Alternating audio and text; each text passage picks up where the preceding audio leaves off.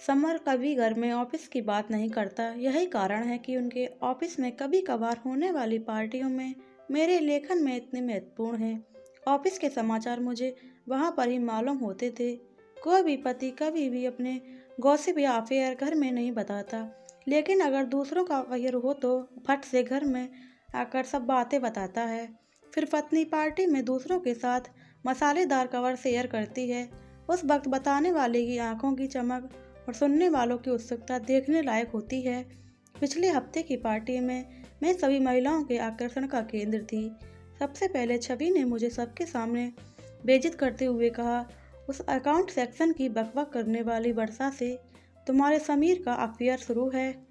यह बात सच है क्या? उसके बाद प्रिया, दिव्यानी, मंदाकिनी, अंजलि सभी ने इस खबर की पुष्टि की। उन्होंने कहा कि समर को सिनेमा घर जाते समय होटल में कॉफ़ी पीते हुए देखा गया था, इसलिए शक की कोई गुंजाइश नहीं थी। मैं पूरी तरह से दुखी हो गई। मैं यहाँ ये दिखाने में सफल रही कि इस खबर का मुझ पर कोई असर नहीं हुआ। मुझे उनकी सलाह और हमदर्दी नहीं चाहिए थी, इसलिए मैं सीधे शौचालय में गई और वहाँ एकांत में मेरे मन में दो बातें घटित हुई। किसी भी तरह से ऐसे मामले में पति के साथ लड़ने से कोई फायदा नहीं होगा। हमेशा लड़ाई का असर उल्टा होता है। दूसरी बात, ऐसे में रोने से कोई फ़ायदा नहीं होगा। फिर कुछ अलग चाल चलनी पड़ेगी। मैं वॉशरूम से निकलकर पार्टी हॉल में उनके मामले की गंभीरता का अंदाज़ा लगाने गई। तभी मैंने समर और वर्षा को हॉल में एक कोने में मैंने दोनों को हंसते और बातें करते देखा। इसी तरह मुझे अचानक उन अपने पास देखकर दोनों चौंक गए। यह बात का प्रमाण था कि उनके मन में चोर है। वर्षा थोड़ी खुश हुई जब मैंने उसकी तारीफ की, तुम कितनी सुंदर दिखती हो और तुम्हारे कपड़े बहुत अच्छे हैं। फिर मैं थोड़ी इधर उधर की बातें करती रही। एक चुटकुला सुनाया, इससे पहले राहत मिली और वह खुलकर मुस्कुराने लगी। समर को मेरे व्यवहार में कुछ भी आपत्तिजनक नहीं लगा, इसलिए वह निश्चिंत हो गया और वहाँ से चला गया और दूसरे ग्रुप में बातें करने लगा। मैंने अपने गुस्से और नफरत को छुपाते हुए वर्षा के साथ काफ़ी समय बिताया, इसलिए मैंने वर्षा और समर को एक साथ आने का मौका ही नहीं दिया। मैंने वर्षा को बहुत बार कहा कि एक बार घर पर आओ ना। उसने कहा आऊँगी फिर कभी। आखिर में एक बार उसने मुझे घर आने का न्योता भी दिया, जो कि मैं चाहती थी। मैं मन ही मन उदास थी, मगर समीर के विश्वासघात से पूरी तरह टूट भी चुकी थी। हालांकि मन में तय कर रही थी कि उन दोनों को कैसे सबक सिखाया जाए। यह सब हो जाने के बाद मैं घर वापस आई। घर वापस आने पर मेरी सास ने मेरे अवसाद पर ध्यान दिया। वह मुंह से कठोर है लेकिन दिल से बहुत स्नेही थी। जब उन्होंने ज़्यादा जोर देकर पूछा तो मैंने उन्हें सब कुछ बता दिया। उसके बाद 2 दिनों तक हमने ढेर सारे विचारों का आदान प्रदान किया। उनसे बात करके मेरे उदास मन को राहत मिली। कुछ दिनों के लिए समर टूर पर गया। मैंने बिल्कुल ठीक शनिवार चुना। सुबह करीब 10 बजे वर्षा के घर पहुंची। वर्षा ने मुस्कुराकर मेरा स्वागत किया, लेकिन उसकी आंखें चिंता और आश्चर्य से भरी थीं। अरे समय था तो इसलिए मिलने चली आई। मुझे तुम्हारी याद आई तो इसलिए सोचा कि नई सहेली को मिलाएं, इसलिए तुम्हारे घर आ गई। मैंने उसे अपनेपन से बोला, तुम्हारा स्वागत है सोनाली, तुम सिर्फ को क्यों नहीं लाई? अपने ड्राइंग रूम में जाकर पूछा। मेरी ननद आई है मायके, उनके 2 बेटों के साथ खेल रहा था। क्या लोगी, चाय या कॉफ़ी? चाय चलेगी। वर्षा, अरे रिक्शे से उतरते वक्त कमर में मोच आ गई, थोड़ा लेट जाऊं क्या? हाँ हाँ। उसने जल्दी से मुझे एक तकिया दिया और मैं आराम से उसके बिस्तर पर सो गई और वह चाय बनाने चली गई। चाय के साथ साथ वो ढेर सारा नाश्ता भी लाई थी। हमने खुशी खुशी चाय नाश्ता किया। जल्द ही हम कई विषयों पर खुलकर बात करने लगे। बात करते करते मैंने उसकी शादी की बात उठा दी। शादी की बात करते ही वह थोड़ा डर गई। मैंने उससे पूछा, क्या तुम लव मैरिज करोगी या अरेंज मैरिज? इस सवाल पर वह बौखला गई। देखूंगी क्या करना है, उसने जवाब दिया। तुम जैसे स्मार्ट दिखने वाली लड़की के कई दोस्त होंगे, जरूर किसी से अफेयर होगा। बोलो ना, कौन है वह भाग्यशाली व्यक्ति? अब वह कैसे कहेगी कि उसका अफेयर मेरे ही पति से चल रहा है? तो मैंने उसके मुद्दे पर कुछ और समय निकाल कर उसे प्रताड़ित किया। मुझे बहुत मज़ा आ रहा था। तभी मेरे मोबाइल पर फ़ोन पर 2 कॉल आए। एक मेरे सास और दूसरा मेरे बीसी की सहेलियों का था। मैंने उन दोनों से कहा, अब वर्षा के घर आई हूँ। मुश्किल से आधा घंटा बीता था। तभी मेरी सास, मेरी ननद मीनाक्षी, उनके दोनों बच्चे और शिव सभी वर्षा के घर में दाखिल हुए। बच्चे सीधे टीवी की ओर बैठे हुए और कार्टून चैनल लगाकर देखने लगे।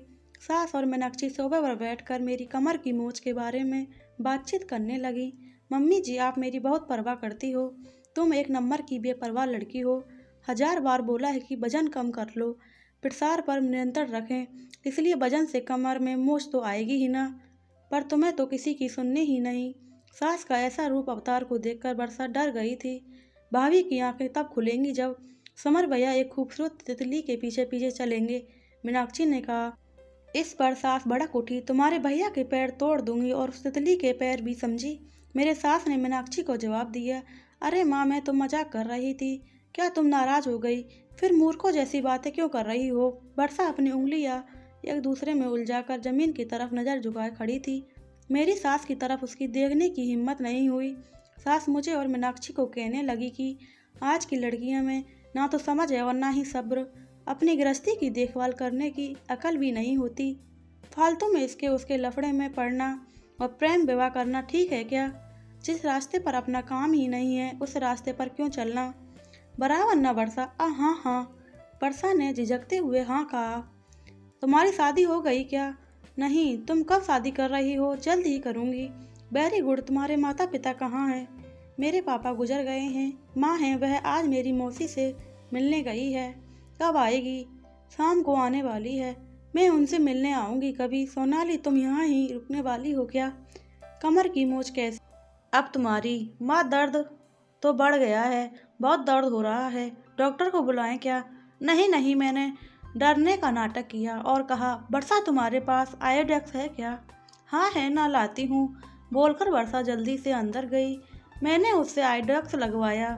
मेरी सास वर्षा को जवान लड़कियों ने से कैसे बर्ताव करना चाहिए इस पर लेक्चर दे रही थी। मीनाक्षी जानबूझकर छेड़ने के लिए मजबूर कर रही थी। ऐसा माहौल था कि दोनों किसी भी क्षण लड़ने लगेंगे। उस माहौल में वर्षा का तनाव बढ़ गया था। तभी दरवाजे की घंटी बजी। मीनाक्षी ने जाकर दरवाजा खोला।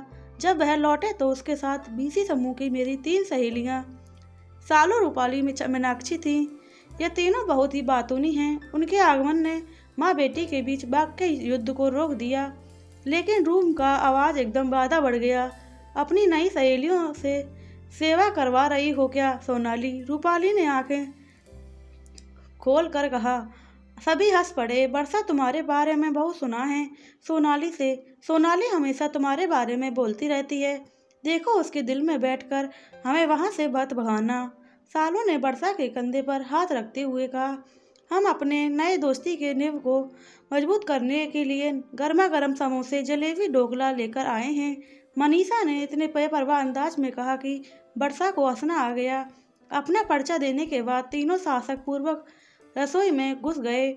आयोडेक्स को अपनी जगह रखकर हाथ धोकर वर्षा रसोई में घर में गई तो उनकी चाय बनकर रेडी थी। लेकिन एक बात सच है कि सब कुछ वर्षा के घर में था और वह अपनी अपनी जगह पर था।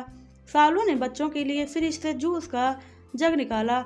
हम सब चाय, समोसे, जलेबी खाकर मजे में बस गपशप कर रहे थे। वर्षा के फ्लैट में ये सा हंगामा कभी नहीं हुआ। मेरी सहेलियां ने तुरंत वर्षा से दोस्ती कर ली। वर्षा भी उनसे बहुत खुलकर बातें कर रही थी, जैसे वह पुराने परिचित हो। सालू ने शरारत भरे अंदाज में कहा कि सोनाली, वर्षा से दोस्ती करने से तुम्हें जरूर फ़ायदा होगा। मैंने कौतूहलवश पूछा, कौन सा फ़ायदा? अरे, समर के ऑफिस में होने से वर्षा तुम्हें वहाँ की सारी बातें बराबर बताएगी। मतलब अगर तुम्हारे समर का वहाँ किसी से अफेयर हुआ तो यह तुम्हें तुरंत बता देगी। अरे हाँ, सच में वर्षा, तुम मेरी आंखें बनकर समर पर ध्यान रखोगी। मैंने बहुत प्यार से वर्षा को कहा। वर्षा के गाल एकदम गुलाबी हो गए।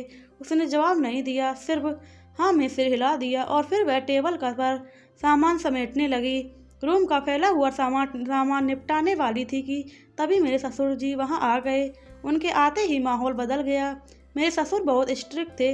मेरी सहेलियों ने फटाफट पल्लू दोनों कंधों पर लिया और झुक कर उनका आशीर्वाद लिया। सब ऐसे चुप हो गए जैसे उनको बोलना ही नहीं आता हो, बहू घर चलने की स्थिति में हो या एम्बुलेंस बुलाएं। उन्होंने गंभीरता से मुझसे पूछा। चलूँगी पापा। मैं नम्रता से बिस्तर से नीचे उतरी। मैंने डॉक्टर शशि को फ़ोन किया है, घर जाते जाते उनको दिखा कर जाएंगे। ठीक है पापा। यहाँ क्यों आई थी? इस वर्षा को मिलने आई थी पापा जी। इसे कभी देखा नहीं। नई पहचान है क्या? हाँ, यह ना समर के ऑफिस में काम करती है वर्षा बेटा तुम अकेली रहती हो क्या? नहीं अंकल, माँ के साथ रहती हूँ। वर्षा पापा की आवाज़ से ही डरने लगी। चलो अच्छा है, नहीं तो हम हैं ना तुम्हारे साथ। कभी मदद की आवश्यकता हो तो हमें बताना। पापा बोले, फिर हमारे तरफ मुड़कर बोले, अब चलें। पापा निकले, वैसे हम भी उनके पीछे पीछे गए। घर से निकलते समय मेरी सास वर्षा को बोली, वर्षा बेटा अब जल्दी तुम्हारी शादी का आमंत्रण हमारे हाथ में देना। देर हो गई तो अच्छे लड़के मिलते नहीं हैं। वर्षा तुम्हें हमारे बीसी ग्रुप की कर लेंगे, मैं बाद में तुम्हें फ़ोन करूंगी। रूपाली के इस प्रस्ताव को हम सब ने अनुमति दी। तीनों बच्चे थैंक यू आंटी बोलकर बाहर निकल गए। लास्ट में मैं वर्षा का सपोर्ट लेकर घर से बाहर आई। वर्षा इन सब की मस्ती खेल कूद तुम्हें बहुत अटका होगा तो नहीं ना? मैंने उनसे पूछा। नहीं सोनाली, यह सब तो बहुत भले इंसान हैं, वह बोली, पर मन से वह थोड़ी नर्वस हो गई थी। तो मैं कहती हूँ वर्षा, ये सचमुच भले इंसान हैं और सच कहें तो मुझे इनका ही आधार है। इनकी वजह से खुद को सुरक्षित समझती हूँ। हमेशा मेरी मदद करते हैं। मेरी गृहस्थी को कोई बुरी नज़र ना लगे, देख भी नहीं सकता और ना नज़र ही लगा सकता है, क्योंकि इनसे झगड़ा करना, उनको चैलेंज करना आसान बात नहीं है। ऐसे इंसान नसीब से मिलते हैं। खुद को सुरक्षित महसूस होना, यह बहुत बड़ी बात होती है वर्षा। वर्षा ने गर्दन हिलाई। संभाल कर जाना, वर्षा ने कहा। हमने प्यार से एक दूसरे को अलविदा किया। सभी गाड़ी में बैठ चुके थे। मेरी राह देख रहे होंगे। वर्षा का आधार छोड़कर मैं अच्छे से चलकर उनके पास पहुंची। मेरे कमर में मोच आई ही नहीं थी। सब कुछ तय किए गए मुताबिक प्लान था। मैंने 2 उंगलियों की फॉर विक्ट्री की निशानी करते हुए सबके चेहरे पर खुशी आ गई। प्लीज़ दोस्तों, वीडियो अच्छी लगी हो चैनल को सब्सक्राइब करें, वीडियो को लाइक करें, कमेंट करना बिल्कुल ना भूलें और शेयर करना बिल्कुल ना भूलें।